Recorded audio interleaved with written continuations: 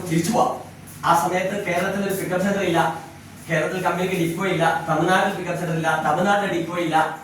കേരളത്തിൽ നിന്ന് ബാംഗ്ലൂരിൽ നിന്ന് കൊണ്ടുവരുന്ന പ്രോഡക്റ്റ് കിട്ട് ഇതുകൊണ്ടൊന്നും ബിസിനസ് ഡെവലപ്പ് ചെയ്ത് മുന്നോട്ട് കൊണ്ടുപോകാൻ പറ്റില്ല.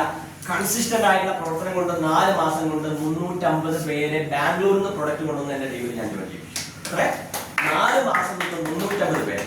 4ാമത് മാസം ഡൽഹിയിൽ നിന്ന് സുരേന്ദ്ര വത്സനെ കൊണ്ടുവന്ന് കേരളത്തിൽ ആദ്യത്തെ RCMന്റെ സെമിനാർ കണ്ടക്ട് ചെയ്തു. ആ പ്രോഗ്രാമിന് സുരേന്ദ്ര വത്സ സാർ വരുമ്പോൾ ഞങ്ങൾ എല്ലാവരും, വിനോദ് സാറാണെന്ന് അവിടുത്തെ സെക്യൂരിറ്റി, അവിടുത്തെ ടിക്കറ്റ് കളക്ടർ. അന്ന് ആ പ്രോഗ്രാം കോഴിക്കോട് ഒരു ഹോട്ടലിൽ അറേഞ്ച് ചെയ്യുമ്പോൾ 350 പേർക്ക് ഇരിക്കാൻ പറ്റാവുന്ന ഫുൾ ഡേ സെഷൻ. രാവിലെ 10 മണിക്ക് വട്സാപ്പ്, ഇതാണ് കണ്ടീഷൻ.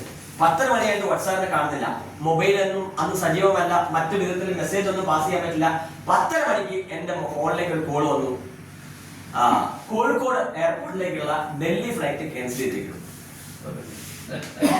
എന്ത് ചെയ്യും? എന്നിട്ട് ഞാൻ പ്രോഗ്രാം ക്യാൻസൽ ചെയ്തിട്ടില്ല, ഞാൻ ഇപ്പൊ കോയമ്പത്തൂർ എയർപോർട്ടിൽ വന്നിറങ്ങിയിട്ടുണ്ട്. കോയമ്പത്തൂർ എയർപോർട്ടിൽ നിന്ന് ഒരു ടാക്സി വിളിച്ച് കോഴിക്കോടേക്ക് എത്തണമെങ്കിൽ 5 മണിക്കൂർ യാത്ര ചെയ്യണം, 5 hour. കോഴിക്കോട് എയർപോർട്ടിൽ നിന്ന് ഓഡിറ്റോറിയത്തിൽ എത്താൻ വെറും 40 മിനിറ്റ് മതി. ആ സ്ഥാനത്ത് 5 മണിക്കൂർ യാത്ര ചെയ്താലേ എവിടെ എത്തുള്ളൂ? നമ്മുടെ പ്രോഗ്രാം പോലെ എത്തുള്ളൂ. ടൈം 10. പ്രോഗ്രാം 10 മണിക്ക് സ്റ്റാർട്ട് ചെയ്തു. എന്ത് ചെയ്യും? ഒന്നും ചെയ്യാനില്ല. നമ്മുടെ കോൺഫിഡൻസ് ലെവൽ ഒട്ടും കുറഞ്ഞില്ല. വട്സാനോട് പറഞ്ഞു, സാർ ഒരു ടാക്സി വിളിച്ച് നേരെ കോഴിക്കോടേക്ക് പോര്, ഈ ഓഡിയൻസ് ഇവിടെ ഉണ്ടാവും സാറ് വരുന്നവര്.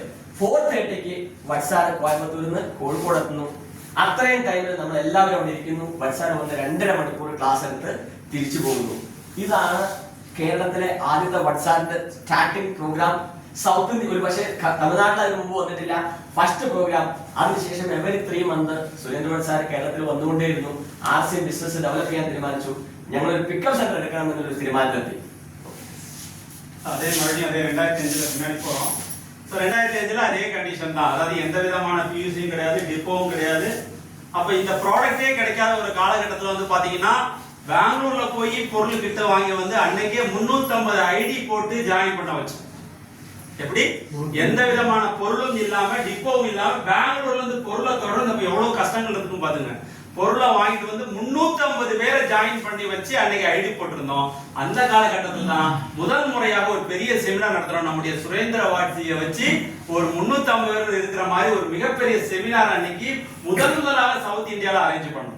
ஆனா அன்னைக்கு என்ன ஒரு அதிர்ஷ்டவசமா என்ன நடந்ததுன்னா, 10:30 மணிக்கு நாங்க வந்து ப்ரோக்ராம் ஸ்டார்ட் பண்ணியிருந்தோம். ஆனா 10:30 மணிக்கு சுரேந்திர சார் வந்து போன் வருது, இன்னைக்கு வந்து கோழிக்கோட்டுக்கு வரக்கூடிய, டெல்லியில இருந்து வரக்கூடிய ஃபிளைட் கேன்சல் ஆயிடுச்சு அப்படின்னு.